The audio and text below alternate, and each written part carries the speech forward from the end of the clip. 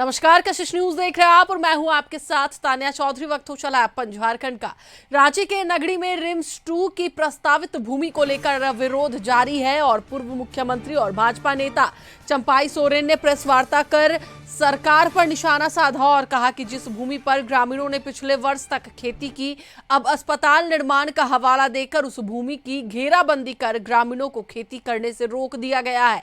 यहां तक कि इसके लिए कोई नोटिस भी नहीं दी गई। चंपाई सोरेन ने कहा कि वे रिम्स 2 के निर्माण के विरोधी नहीं है, लेकिन खेती योग्य भूमि का चयन ठीक नहीं है। रांची में ऐसी कई भूमि है जिस पर रिम्स 2 बनाया जा सकता है। चंपाई सोरेन ने कहा कि 24 अगस्त को सैकड़ों ग्रामीणों के साथ रिम्स 2 के लिए प्रस्तावित भूमि पर हल चलाएंगे।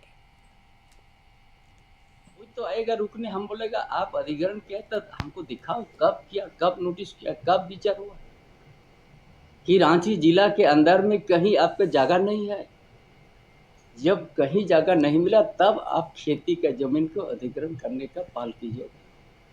जब आपका स्मार्ट सिटी में आप किसी को दे रहा है प्राइवेट मेडिकल खोलने के लिए 20 एकड़ 30 एकड़, आपने पूरा आवास बना दिया, विधायक को पूरा मंत्री भी बना, गण का भी बना दिया, और भी कुछ बनाते जा रहे हैं। फिर भी 1000 एकड़ वहाँ बाकी है। क्यों वहाँ आप रिम्स 2 वहाँ नहीं बना? इसी पर अधिक जानकारी के लिए हमारे साथ हमारे सहयोगी संदीप जुड़े हुए हैं, उनसे बात करेंगे। संदीप, लगातार रिम्स 2 के निर्माण योग्य जो भूमि है उसको लेकर विपक्ष लगातार हमलावर है और एक बार फिर से पूर्व मुख्यमंत्री चंपाई सोरेन ने यह ऐलान कर दिया है कि वो 24 अगस्त को हल चलाएंगे उस जमीन पर। क्या है पूरी जानकारी?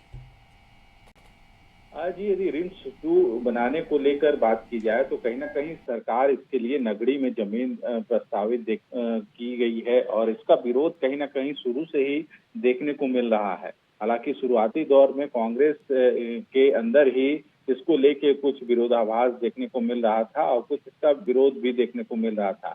हालांकि विपक्ष अब लगातार कहीं ना कहीं इस मुद्दे को आगे कर रही है और जो चंपाई सोरेन है, राज्य के पूर्व मुख्यमंत्री रहे हैं और भाजपा के कद्दावर नेता भी हैं, उन्होंने भी आज प्रेस कॉन्फ्रेंस कर सरकार पर इस पूरे प्रकरण को लेकर निशाना साधते हुए कहा है कि जहां पहले जो किसान है अब तक खेती करते हैं, वहां पे इस तरह रिम्स 2 बनाने का जो निर्णय है वो कहीं ना कहीं उचित नहीं है।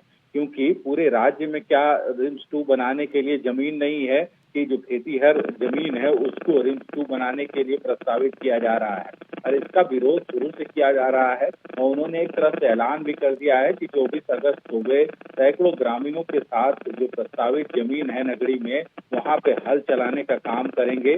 वहीं उन्होंने साफ तौर पे कहा है कि इसके अलावे भी सरकार कहीं न कहीं पूरे स्मार्ट सिटी में देखा जाए तो विधायकों के लिए फ्लैट बन रहा है, वहाँ पे मकान बनाए जा रहे हैं। उसके अलावे कई ऐसे जमीन है जो प्राइवेट कंपनियों को वहाँ दिया गया है। तो क्या उन स्थानों पे रिम्स 2 का निर्माण नहीं हो सकता? इस तरह के कई सवाल चंपाई सोरेन ने खड़े किए हैं और कहीं ना कहीं सरकार पर यह निशाना साधा है कि वे जानबूझकर जो खेतीहर भूमि है वहाँ पे रिम्स 2 को बनाने के लिए चिन्हित किया गया है जमीन को, जहाँ कल तक लोग खेती कर रहे हैं किसान, उनको बेघर करने की कोशिश सरकार कर रही है। चलिए, बिल्कुल, बहुत बहुत धन्यवाद संदीप पूरी जानकारी के लिए। तो एक बार फिर से आपको बता दें कि ग्रामीणों की खेती योग्य जमीन को लेकर यह बवाल अब शुरू हो चुका है।